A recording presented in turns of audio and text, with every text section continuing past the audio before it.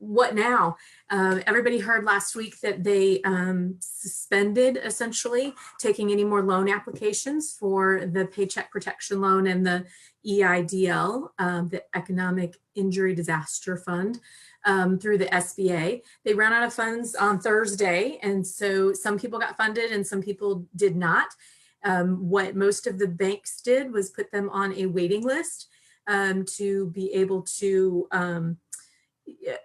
assume that more funding was coming. And so yesterday, yes, it was passed that more funding is coming.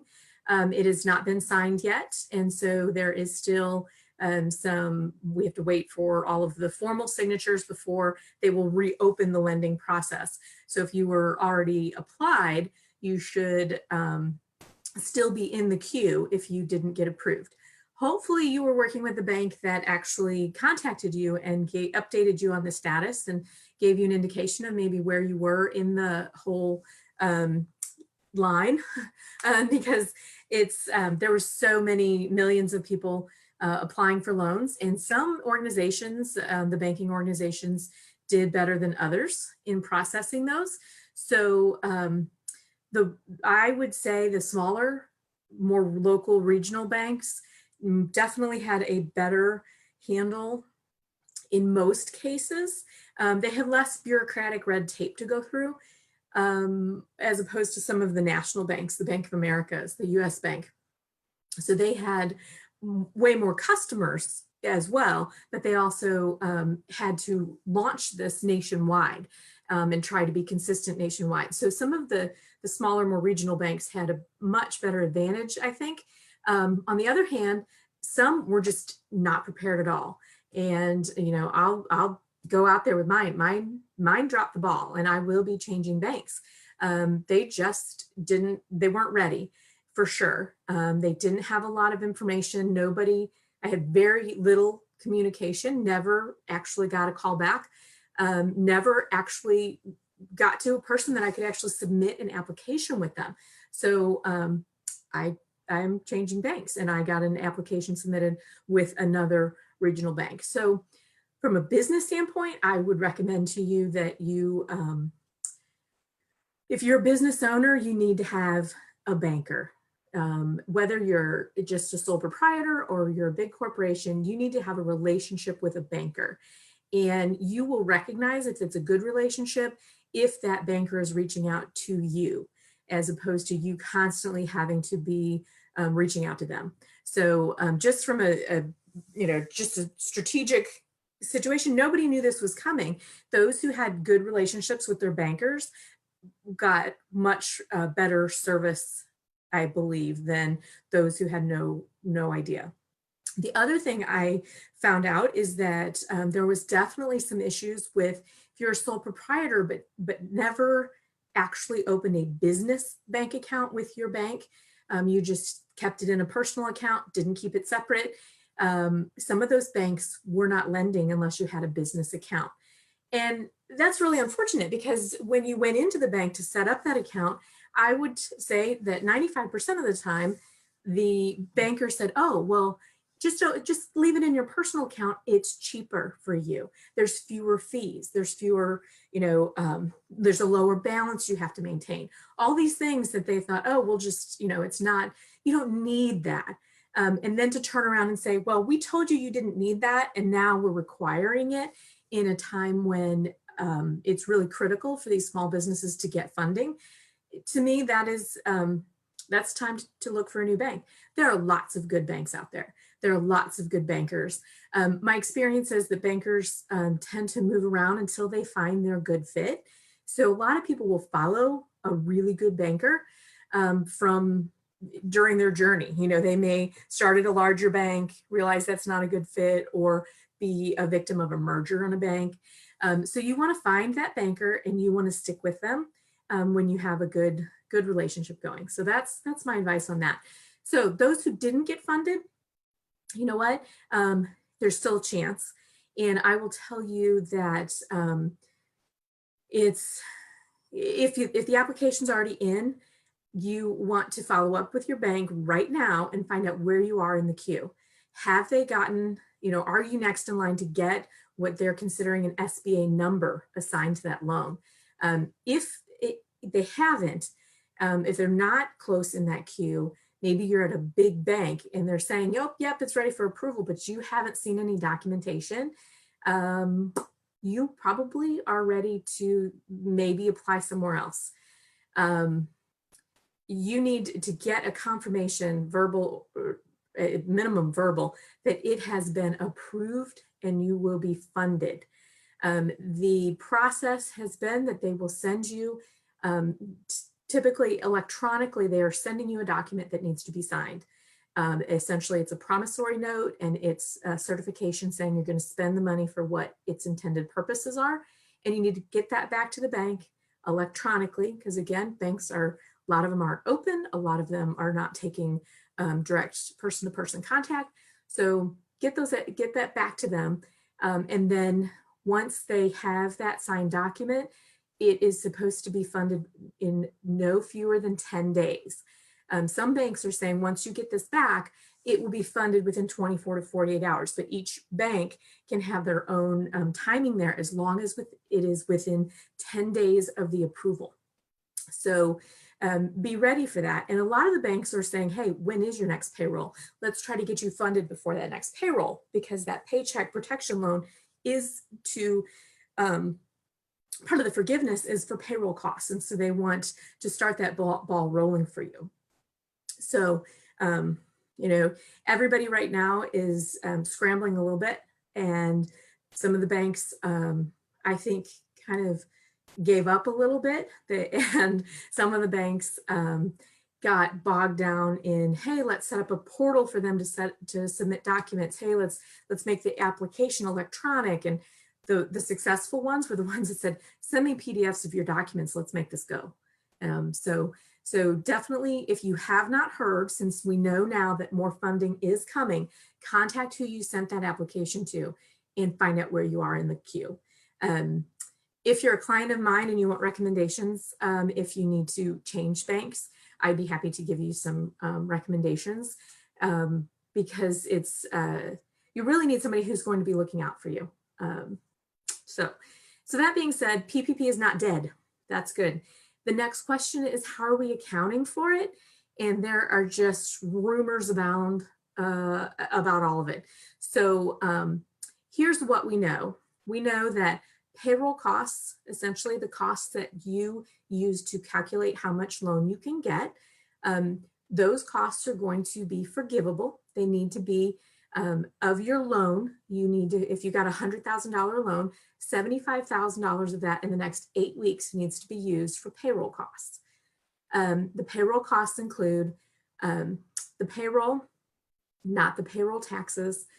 It is going, except for state unemployment, and probably I would say if you have city earnings tax, if you're a business that's in the city and has to pay in on a P10 form each quarter, then those costs would probably be forgivable. The healthcare costs to the employer, not the amount that has been withheld from the employee's check, that's part of payroll costs, as well as the retirement contribution the company makes on behalf of the employee, nothing, again, that is withheld from the check. So those payroll costs will be forgivable. And how do you get forgiven? The documentation from the Treasury says, hey, you're going to have some sort of a request to your bank for the forgiveness. I'm guessing if they issued PPP loans, they're going to have a system in place, hopefully within the next few weeks. And what's going to happen is you're going to be submitting documentation like you just did. And so they're talking 941 forms and or employment forms, which like state unemployment forms. The problem with that is our 8 weeks right now, we're not filing those forms until the end of July. So those aren't going to be available in 8 weeks. 8 weeks from now puts us at the, kind of getting towards the tail end of June. Those forms aren't going to be available. So my guess is they are going to be looking for your payroll register. So if you have a payroll company, you have some documentation showing what paychecks were paid out in this 8 week period.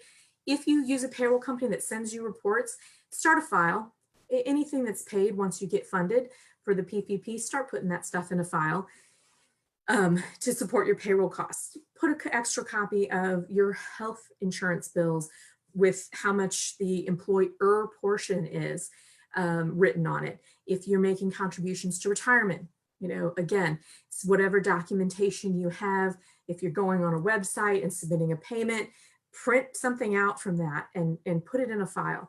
Anything that is going to be supporting these costs. In addition, utilities, telephone, internet, all of those bills that get paid, make an extra copy, stick them in a file. What you don't want to have happen is you don't want to start coding things to a special account on your chart of accounts in your bookkeeping system. You don't want to have you know, PPP expense. That doesn't help us at tax time. It's not going to be relevant. So you just, they're not going to look at your financial statement and say, hey, what's in your PPP account? That's not how that's going to work. They're going to be looking for documentation outside of your system and proof that you paid it. So that's going to be a canceled check. That's going to be something they're going to see through your bank statement. So maybe you pay some of your bills electronically. You're going to highlight that and show them what you paid. Mortgage payments, interest portion only. So if you have any type of monthly statement, you're going to want to keep that, but it's only the forgiven part of the PPP is only for the interest portion. So you definitely want to make sure that you are having some sort of documentation from that. Maybe you have an amortization schedule you can share with them. If you're paying rent, that you needed to have that rent obligation in place before February 15th in order for it to be forgivable. So the other thing I read is on the PPP is that they will prosecute, the US government will prosecute you for misuse of funds. So you don't get to get this loan and go to the boat and go gambling. You're going to have to show some proof here.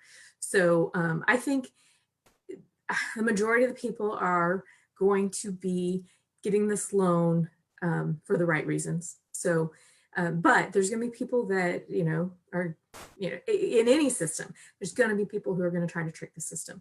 So we don't have the firm guidelines. If there's going to be a spreadsheet they want you to fill out or a form they want you to fill out, I'm guessing one will be coming. Just like that PPP application form was generated by the SBA, there will be some sort of forgiveness form so that you can certify that these were paid, you provide the backup for it. So in the meantime, you know, we are going to set up for the loan. We'll set that up as a short-term liability on your balance sheet. When that money comes in, you're not going to do anything else in that account until we find out how much is forgiven. So you're not going to set up a whole bunch of other accounts. Along those lines of bookkeeping though, the questions have come up, things like this extra sick pay leave, this paid sick leave, I should say, and the Family Medical Leave Act. Those, if you end up having the obligation to pay those out, you want to make sure that you're getting with your payroll company or with us if you're one of our clients to make sure that the proper accounts within your payroll system do get set up. That is going to become very, very important. And in conjunction with the PPP loan, it becomes very important because that sick leave, that special sick leave is already essentially forgiven. And so it doesn't become an expense that can also be forgiven again against the payroll costs on the PPP loan. So there's some kind of interaction there that you want to make sure is being handled properly from the get-go. So if you're using an outside payroll service, you want to make sure you understand how you're reporting that to them and how they're reporting it to you. Because when you need to then 8 weeks from now go submit some things to the bank, you need to be able to pull those dollar amounts out. So I would definitely recommend that when this comes around, there's going to be some work on making sure you're including the right things. Hopefully they're going to have enough time now to kind of sort this all out. So it's not going to be as rushed as the forgiveness isn't going to be as rushed as getting the money in the hands. So there's the PPP. Let me see if I've got anybody that's has any questions on that. And jump right back in here. Oops, hit the wrong button. You guys know how that goes. Okay. All right. Oops, stop. I don't want to hear that. Quiet. Okay, so I do have one question. Okay, one of the questions is, hey, do the numbers have to match exactly? No, they aren't going to match exactly. They can't match exactly as far as what you submitted on the application to get the bank loan and what you are reporting during this 8-week period. So some banks were requiring you to pre-fill out how you were going to use the money. And they were wanting it to match exactly the loan amount they were giving you. That's not going to happen. That I told one bank, I can't fill this out. Sorry, this is asking me to guess, and so there's absolutely no way that you could have known when you applied exactly how much you're actually going to be getting or how you're going to be using it. So what's going to happen is you're going to support those costs. And there could be, if you end up not using all of the funds for these forgivable expenses, you're going to have a loan. You're going to have a loan that will then be due in roughly a year and a half. They're delaying the first payment for 6 months. So really you'll have 18 months to pay off the balance. Things change. Your health insurance could have a renewal date that hits in the middle of this. So your healthcare costs could change. You could add somebody or somebody just becomes eligible for your retirement account and you have to match their pay or match their contribution, those types of things. Those are variables. And so you're not going to be looking at matching exactly. You're not going to be looking at matching exactly the payroll numbers. If you use 2019 numbers, 2020 numbers aren't necessarily going to be the same. So you're just going to be reporting, you're not trying to make them match, I guess. So don't stress out about that piece of it at all. I think it's more important that you are cognizant of knowing how much money you were given and maybe looking forward in saying, okay, well, in the next 8 weeks, maybe I have 8 pay periods, maybe I have 4 pay periods, maybe I have 2, maybe you're a monthly or biweekly or weekly. You want to look for and say, okay, what's my average payroll cost? So that you can see how that money is going to be used up and how close are you going to get to just 75% of that number. Because you want to, in 8 weeks, typically you will have to pay, 2 health insurance bills. You will have, some people pay their retirement contributions with each payroll. Some people pay them monthly, so there might be 2 of those. You will have your payroll on whatever pay schedule it is. You could have 2 rent payments. You could have 3 if you're behind, so maybe you got behind because you're waiting for this money to come in and you're like, hey, I can't, as soon as I get this funding, I can pay my rent. So that'll contribute to it. So you just want to make sure that you're cognizant of how much money is there that's coming in and that you are earmarking it. Most people who are getting the money in still have a source of operating income coming in. You're still selling things. You still have some customers coming in. And that's the goal. And so what you kind of want to think is, okay, that operating money is going to pay the stuff that's not forgivable. So I'm not going to have to pay the rent. I'm not going to have to pay the payroll with it. I'm going to need to pay my car payment. I'm going to need to pay, my vendors, my suppliers, those things that aren't forgivable on that. So that's what I'm guessing. There are no experts on this still. People are starting to feel like they're an expert because it's been around for a few weeks now. But I don't think a few weeks makes an expert. So this is all really new. And so there's actually there's some people coming out with, hey, this is what's going to be done. There is no guidance specifically from the Treasury or the SBA on what the guidelines are going to look like for the forgiveness. There's pretty specific list of expenses, but then they say utilities. And then in one of their documents, it says that the gas in your car is a utility. I'm not sure where that comes from. So if you are self-employed and you applied for it and you didn't have any payroll, you are essentially going to be taking your 2019 Schedule C. So it's going to be based on 2019 income, and they're going to take 8 50-seconds, which is 8 weeks out of 52, and they will be forgiving that much for you. I think there might be some more details on there, but that's the payroll cost that they will be forgiving for you. Essentially, they're calling that payroll replacement, income replacement for those self-employed people. So you'll take your 2019 Schedule C, divide it by 52, multiply it by 8, and that is how much they will forgive in the payroll cost category for you. They will also then be able to forgive some additional expenses. And so that's specifically if you don't have any employees, if you have employees in your Schedule C, you'll have your payroll cost, and there should have been a calculation for your income replacement as well that you should be able to be forgiven. But again, we don't have any guidance yet. So switching gears, good news, the EIDL, again, they stopped taking new applications, but if your application was in the queue, I would say from the end of March, they're still funding. So I've had 3 clients this week get some EIDL grant money into their account. No email telling them, hey, it's coming.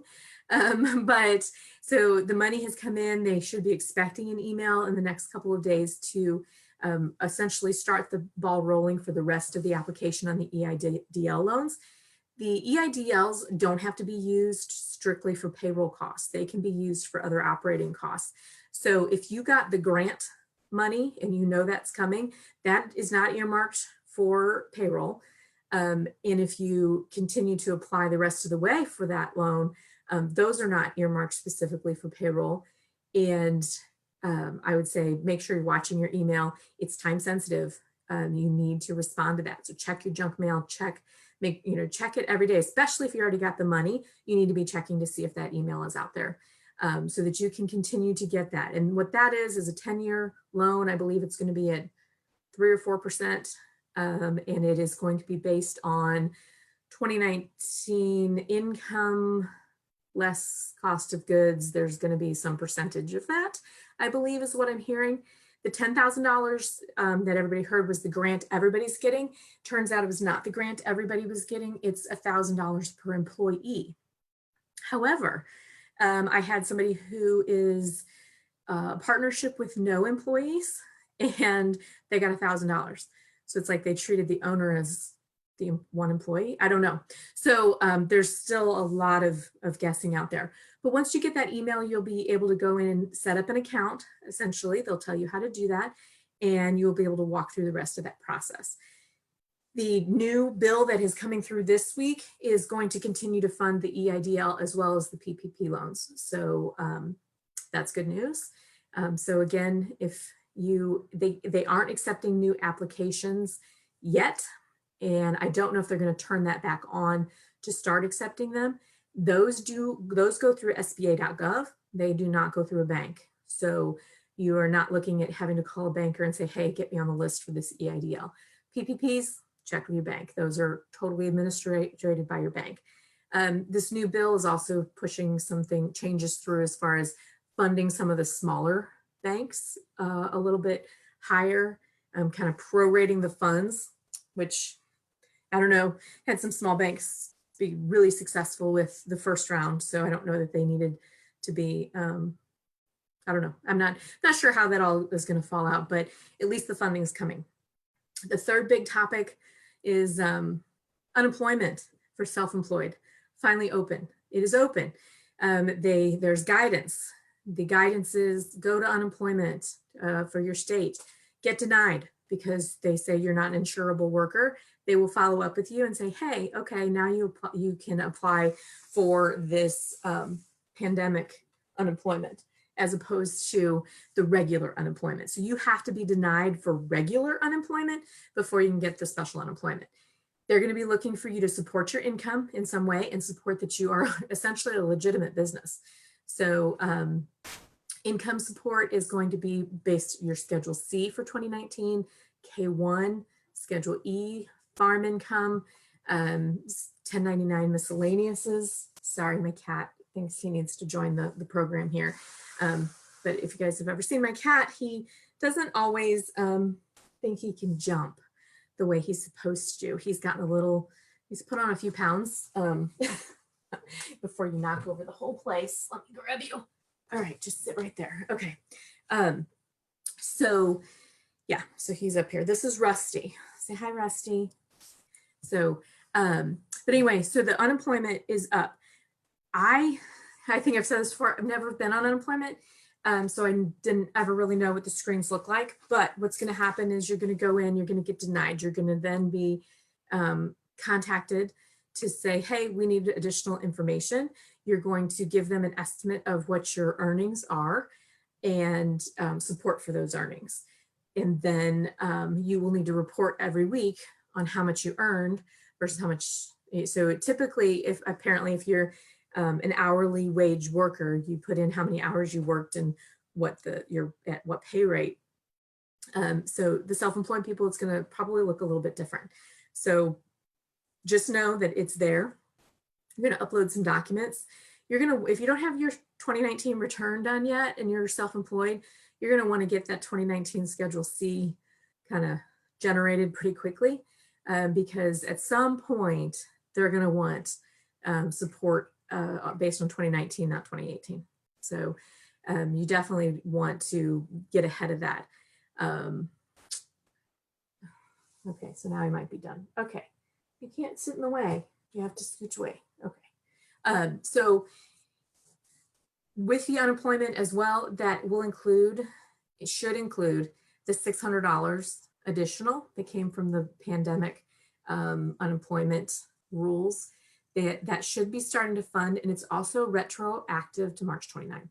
So if you were impacted as early as March 29th, which some people were shut down, you know, maybe you're someone who had face-to-face contact, nail salons, hairdressers, you know, all of those places that immediately had no income as soon as the stay-at-home order was put in place.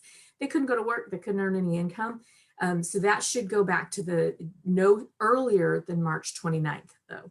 So if we were on stay-at-home before that,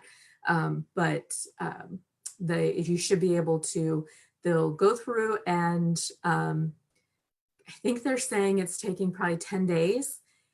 I think the initial payment will be a catch-up payment, and then after that, you should get your regular amount based on what you're reporting.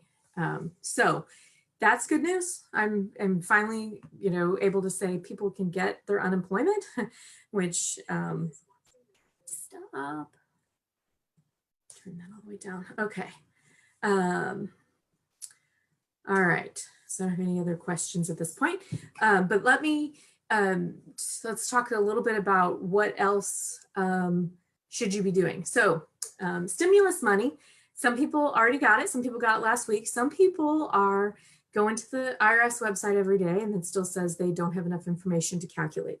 So reasons that could be your 2018, or if you already filed 2019, in a reasonable, so I'd say if you filed your 2019 return by the end of March, maybe a little sooner, they're using 2019 for sure. If you were over the income threshold for adjusted gross income of $75,000 or $150,000 if you're married, then you're not eligible, and it will give you the unable to determine your status as far as the message. I believe the other issue is if you didn't have a 2019 return filed, you had a 2018 return filed, they may not have gotten to those yet.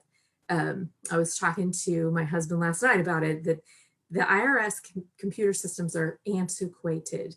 I was telling him that what happens is, you know, at the end of a filing season, they actually shut down their servers for being able to accept any e-filing for a week to 10 days for them to update their systems. So I have a feeling there could be some issues with, well, we have to reopen 2018. We can't reopen 2018 while 2019 is live, or, you know, there could be all kinds of issues there, but they are definitely, if you didn't have a direct deposit account because you never got a refund, you always owe or you chose to get a paper check.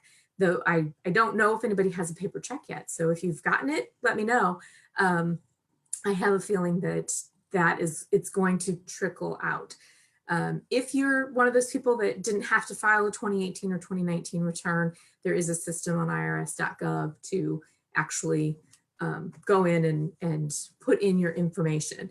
And it's looking for, proving who you are, who your dependents are, and I'm guessing there's some reasoning on why you didn't have to file, which is you had income less than $12,000.